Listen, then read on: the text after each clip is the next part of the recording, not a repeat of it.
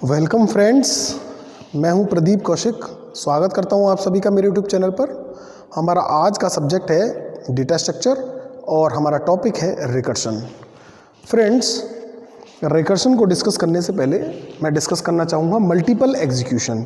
देखिए, जब भी हम कभी प्रोग्राम बनाते हैं और प्रोग्राम के अंदर हमें कोई स्टेटमेंट एग्जीक्यूट कराना होता है तो हमारा सभी स्टेटमेंट सिंगल टाइम एग्जीक्यूट होते हैं। ठीक है, सभी स्टेटमेंट सिंगल टाइम एग्जीक्यूट होते हैं। लेकिन अगर हम चाहते हैं कि एक स्टेटमेंट एक से ज़्यादा बार एग्जीक्यूट हो तो उसे मल्टीपल एग्जीक्यूशन कहा जाता है। ठीक है, तो when statement execute more than one time, that is called multiple execution. अब मल्टीपल एग्जीक्यूशन करने के हमारे पास दो तरीके होते हैं, एक तो यूजिंग इटरेशन, दूसरा यूजिंग रिकर्शन। इटरेशन कॉन्सेप्ट के अंदर हम लूप्स का यूज़ करते हैं और लूप्स हमारे for, while, do while loops होते हैं। ठीक है, रिकर्सिव फंक्शन के अंदर हम इटरेशन के अंदर हम लूप्स का यूज़ करते हैं। ठीक है, फॉर, वाइल, डू वाइल। और रिकर्शन के अंदर हम एक फंक्शन का यूज़ करते हैं जिसे रिकर्सिव फंक्शन कहते हैं। ठीक है, और आज हम उसी रिकर्शन कॉन्सेप्ट की बात करने वाले हैं। तो recursion is defined as defining anything in terms of itself, यानी रिकर्शन को किसी भी चीज़ को उसी के टर्म्स में डिफाइन करना रिकर्शन कहलाता है। तो recursion is used to solve the problems involving iterations, that is multiple executions in reverse order. यानी रिकर्शन कॉन्सेप्ट को हम यूज़ करते हैं उन प्रॉब्लम्स के लिए जिनको हमें मल्टीपल टाइम, जिसके अंदर हमें मल्टीपल एग्जीक्यूशंस करने की आवश्यकता होती है। प्रॉब्लम्स यहाँ ऑब्जेक्टिव को कह रहे हैं, यानी रिकर्शन का प्रोग्राम हम उस रिकर्सिव प्रोग्राम हम तब बनाते हैं जब हमें मल्टीपल टाइम किसी प्रॉब्लम को, यानी किसी ऑब्जेक्टिव को हमें मल्टीपल टाइम एग्जीक्यूट करने की ज़रूरत पड़ती है। यानी जिस प्रोग्राम के अंदर हमें मल्टीपल एग्जीक्यूशन करने की ज़रूरत पड़ती है वो भी रिवर्स ऑर्डर में। ठीक है, क्लियर। इटरेशन को आप फॉरवर्ड और जो आप लूप्स को आप फॉरवर्ड और बैकवर्ड दोनों चला सकते हो, लेकिन रिकर्शन हमेशा रिवर्स ऑर्डर में ही चलता है। ठीक है, तो recursion is use for the problems involving multiple execution. ये उन प्रॉब्लम्स के यूज़ किया जाता है जहां पर, उन ऑब्जेक्टिव्स के लिए यूज़ किया जाता है जहां पर आपको मल्टीपल एग्जीक्यूशन करने की आवश्यकता होती है, लेकिन रिवर्स ऑर्डर में।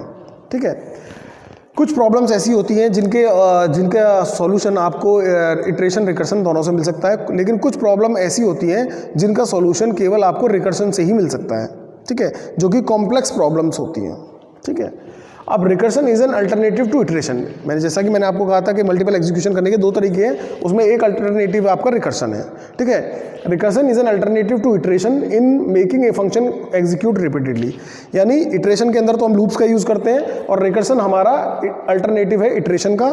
ठीक है, और उसके अंदर हम फंक्शंस को, एक फंक्शन को ऐसे कोड करते हैं कि वो फंक्शन ही अपने आप को कॉल करता है। ठीक है, क्लियर। तो उस कॉन्सेप्ट को हम रिकर्शन कहते हैं। ठीक है, दूसरा, रिकर्शन हमारा ग्रीक वर्ड है और ये दो वर्ड से मिलकर के बना है। Re means back plus currence means to run और to happen again and again. ठीक है, तो it is a Greek word. Re plus currence is called recurrence. ठीक है, re means back and currence means to happen again and again, यानी दो बार बार होते रहना। इसका हिंदी में मीनिंग है रिकरेंस। अब इसका एग्जांपल है हमारे पास, हमने एक एग्जांपल के लिए, ठीक है, तो रिकर्शन के अंदर हम एक फंक्शन बनाते हैं और उस फंक्शन को इस तरीके से कोड किया जाता है कि वो फंक्शन अपने आप को ही अपनी बॉडी के अंदर कॉल करता रहता है। ठीक है, एग्जांपल के लिए आपके सामने एक फैक्टोरियल फंक्शन है। ठीक है, तो मैंने यहाँ पर ये सीधा लॉजिक लिख दिया है। यहाँ पर ऊपर आप हेडर फाइल वगैरह जो भी आप लगाना चाहो लगा दो, या जिस लैंग्वेज में इसको इंप्लीमेंट करना चाहो कर लो। ये इसका मेन लॉजिक है इस प्रोग्राम का। ठीक है, तो इसके अंदर हमने एक इंटीजर टाइप का फैक्टोरियल फंक्शन बनाया। उसके अंदर एक फैक्टोरियल नंबर पास करेंगे। ठीक है, इंटीजर नंबर पास करेंगे n। ठीक है, एनी नंबर। इसके बाद इसके अंदर एक बेस कंडीशन होती है। किसी भी रिकर्शन के प्रोग्राम के अंदर दो चीज़ें बहुत इंपॉर्टेंट होती है, एक उसकी बेस कंडीशन, एक उसका रिकर्सिव केस। रिकर्सिव केस जो उसे बार बार रन कराएगा। ठीक है, और बेस केस वो टर्मिनेटिंग कंडीशन होती है जो इफ़ के अंदर दी जाती है, जो उसे रोकेगी, अदरवाइज ये इनफाइनाइट टाइम चलता रहेगा। ठीक है, तो अगर n की वैल्यू इस प्रोग्राम के अंदर n की वैल्यू अगर जीरो है तो ये 1 रिटर्न कर देगा। और अगर n की वैल्यू स्टार्टिंग में आपने नंबर डाला 10, ठीक है, 10 का फैक्टोरियल निकालना है, तो 10 के बाद पहले चेक करेगा n की वैल्यू 0 है, नहीं है, तो ये एल्स में चला जाएगा। ठीक है, एल्स में जाने के बाद ये n इंटू फैक्टोरियल n-1 करेगा। तो n के अंदर 10, ठीक है, मल्टीप्लाई बाई फैक्टोरियल 10-1, ठीक है, यानी 10 - 1 9, और जब उसे ये वर्ड मिलेगा ना फैक्टोरियल, तो ये देखिए यहाँ पर ये, ठीक है, तो ये अपने आप को अपनी बॉडी के अंदर ही कॉल कर लेगा, ये अपने आप को अपनी ही बॉडी के अंदर कॉल कर लेगा, ठीक है। तो जैसे ही ये कॉल करेगा तो इसके पास यहाँ पर 10 सेव हो गया, ठीक है, और फैक्टोरियल 10 - 1 9, तब इसके पास अगली बार इसके पास चला जाएगा 9, ठीक है। इसके बाद ये दोबारा कॉल करेगा, फिर यहाँ पर ये 10, ये जो इसीलिए कहते हैं रिकर्सिव प्रोग्राम जो होता है मेमोरी बहुत ज़्यादा कंज्यूम करता है। इटरेशन कम मेमोरी लेता है, लेकिन रिकर्सन उसका कम से कम 10 गुना मेमोरी लेता है, ठीक है, ठीक है। जितनी इनपुट होगी उतनी इसकी कॉपी बनती चली जाती है मेमोरी में, और इसके रिजल्ट जो है वो मेमोरी के अंदर स्टोर होते चले जाते हैं, ठीक है। एक तो ये इसके अंदर कॉम्प्लेक्सिटी बहुत ज़्यादा है, टाइम कॉम्प्लेक्सिटी भी और स्पेस कॉम्प्लेक्सिटी बहुत ज़्यादा है, तो इसीलिए इसे रेयर प्रॉब्लम में ही यूज़ किया जाता है, जिनका सॉल्यूशन केवल रिकर्सन से ही पॉसिबल है, ठीक है। फिर 10 9 यहाँ पर स्टोर हो गया, फिर 10 - 1 9 - 1 8, फिर ये दोबारा कॉल हो जाएगा, ठीक है। अब यहाँ पर पास हो जाएगा 8, ठीक है, फिर ये दोबारा हो जाएगा 8, यहाँ पर स्टोर हो जाएगा।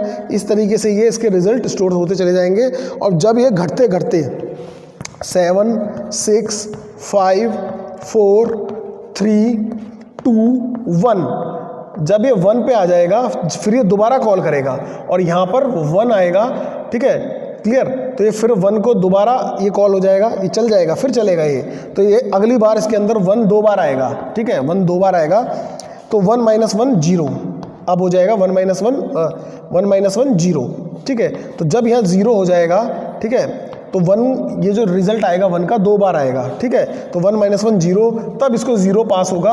उसके बाद ये फिर कंडीशन मैच करेगा, हर बार ये कंडीशन मैच होगी। अब यहाँ पर n की वैल्यू 0 हो जाएगी, तो जैसे n की वैल्यू 0 हो जाएगी तो ये रिटर्न कर देगा 1, ये रिजल्ट रिटर्न क्या कर देगा 1, तो रिजल्ट रिटर्न करेगा। तो ये जो 1 है, ये मैंने जो यहाँ पे लिखा था, ये असल में रिजल्ट्स हैं, जो रिजल्ट यहाँ पर मिल रहे हैं। तो हर बार जो रिकर्सिव केस से जो वैल्यू मिल रही थी वहाँ पर, और जब इसे 0 मिल जाएगा यहाँ पर, तो ये दोबारा 1 रिटर्न कर देगा। तो ये लास्ट में इसे 1 जो मिलेगा वो 2 बार मिलेगा रिजल्ट, ठीक है। तो एक बार 1 की वैल्यू जब -1 हो जाएगी, तो जब इसे 0 हो जाएगी 1 की वैल्यू घट करके 10 से 10 दिया था आपने इनपुट, और इनपुट घटता चला जाएगा, और इनपुट घट करके जब 1 पहुँच जाएगा, ठीक है, क्लियर। तो 1 के बाद भी जब 1 में से 1 - 1 होगा, फिर 0 हो जाएगा, तो जब इनपुट 0 पहुंचेगा तो 0 के बाद इसे रिटर्न कर देगा ये 1 को, क्योंकि अगर आपने 0 को ही रिटर्न करा लिया तो सारा जो ये मल्टीप्लाई है, इसमें जब आप 0 से मल्टीप्लाई करेंगे तो होल रिजल्ट विल बी 0, तो 10 का फैक्टोरियल क्या हो जाएगा 0 हो जाएगा, ठीक है। इसलिए ये 0 जब n की वैल्यू 0 हो जाएगी, घटते घटते 10 से शुरू होगी और घटते घटते वो 0 तक जब जाएगी, ठीक है, जैसे ही 0 जाएगी वो 1 रिटर्न कर देगा, और आपका ये मल्टीप्लाई होकर के आपको रिजल्ट मिल जाएगा, ठीक है। तो 1 के लिए जो रिजल्ट होगा वो 1 जो होगा, अगर आप इसको देखेंगे, प्रिंट भी कराते रहे तो 1 आपको 2 बार दिखेगा, ठीक है। एक बार 1 के लिए तो 1 दिखेगा ही, जब 1 के लिए दोबारा, जब 1 आने के बाद दोबारा जब लूप चलेगा तो वो घट के जब 0 हो जाएगा, तब ये रिजल्ट में इसको दोबारा 1 मिलेगा, ठीक है, क्योंकि 1 की मल्टीप्लाई करने से रिजल्ट इसका वही रहना है, ठीक है, क्लियर। तो ये इसका एग्जाम्पल था, ये सिंपल एग्जाम्पल था इसका रिकर्शन का, ठीक है, factorial, it is a example of factorial function, ठीक है, क्लियर। अब बात करते हैं रिकर्शन के टाइप्स की, ठीक है।